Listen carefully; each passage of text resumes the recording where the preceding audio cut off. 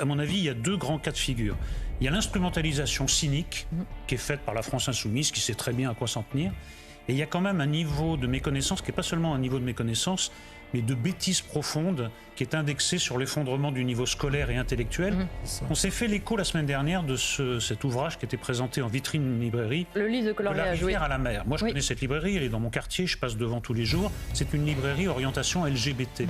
Est-ce que vous croyez vraiment que quelqu'un d'un peu intelligent, qui soit pas bête comme ses pieds et qui soit militant de la cause LGBT, ce qui est bien son droit, peut soutenir ce qui se passe à Gaza contre Israël?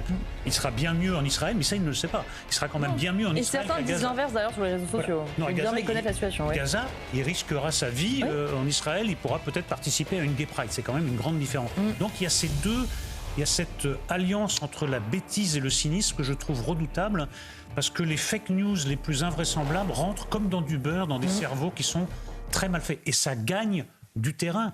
Quand vous voyez des femmes bien mises sur elles, des petites bobos qui descendent de leur bicyclette pour arracher les affiches des otages, vous vous dites, mais c'est le mal court, comme disait l'autre. Oui. Donc, en effet... Et la bêtise est bien répandue. Oui, absolument. Il faut un réarmement d'information du public large, parce que là, l'intolérance se nourrit de la bêtise et réciproquement.